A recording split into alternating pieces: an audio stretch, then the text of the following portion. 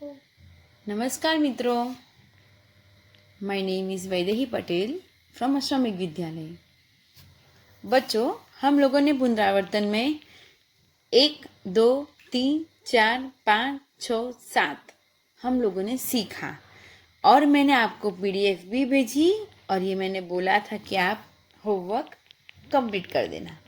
आज हम पुनरावर्तन में आगे देखेंगे पार्ट 2 और प्रश्न 8।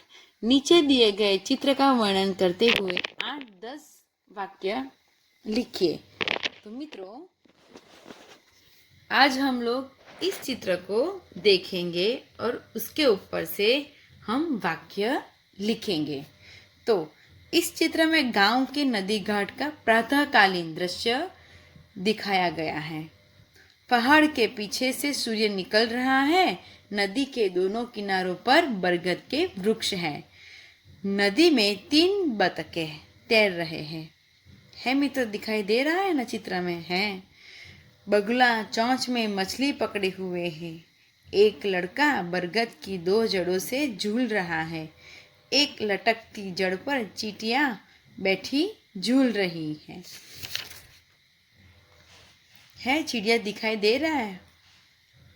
2 लड़के नदी में तैर रहे हैं। एक खरगोश झाड़ी में छिपा बैठा है। 2 स्त्रियां घाट से लौट रही हैं। एक के सिर पर 2 घड़े हैं और दूसरे के सिर पर टोकरी, धुले हुए कपड़े हैं। एक स्त्री घाट पर कपड़े धो रही है। एक मंदिर के कच्छे पर मोर बैठा है। मंदिर पर ध्वजा लहरा रही है। मंदिर के बाहर एक यात्री विश्राम कर रहा है। नारियल के 2 पेड़ों के पास एक लड़का कागज की नाव तैरा रहा है और दूसरा लड़का हाथ से कुछ इशारा कर रहा है। दूर दूर गांव की झोपड़ियां दिखाई दे रही हैं। तो मित्रों, मैं आपको ये पीडीएफ भेजूंगी, आपको लिखना है। प्रश्न 9, आप साइकिल लेकर स्कूल जाते हो और रास्ते में आपकी साइकिल की ट्यूब पंचर हो जाती है। इस घटना का वर्णन कीजिए। किस तरह से लिखोगे कि एक दिन मैं साइकिल पर स्कूल जा रहा था। रास्ते में मेरी साइकिल की ट्यूब पंचर हो गई। स्कूल का समय हो रहा था और इधर साइकिल को पकड़कर चलाना मुश्किल हो रहा था। फिर भी उसे किसी तरह मरम्मत की दुकान तक ले गया। दुकानदार ने मरम्मत के 5 रुपये मांगे। मेरे पास 4 रुपये ही थे।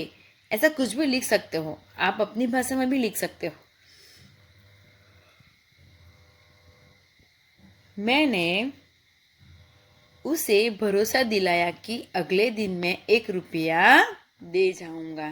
ट्यूब तो ठीक हो गई, लेकिन स्कूल पहुंचने में आधे घंटे की देरी हो गई।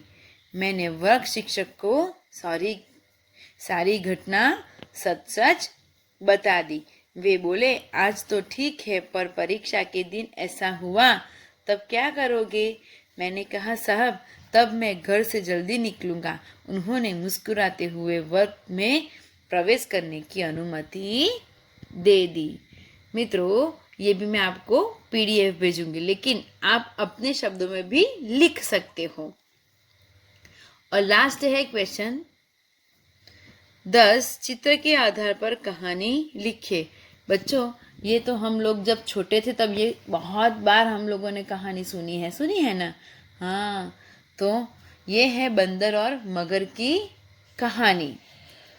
तो बंदर की चतुराई है ना, हम लोगों ने सीखी है ना।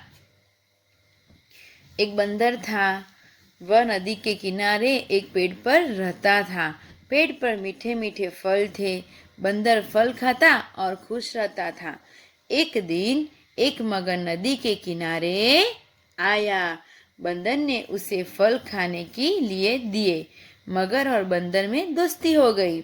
मगर ने एक दिन कहा, मैं रोज तुमसे मिलता हूँ और तुम्हारे दिए हुए मीठे मीठे फल खाता हूँ।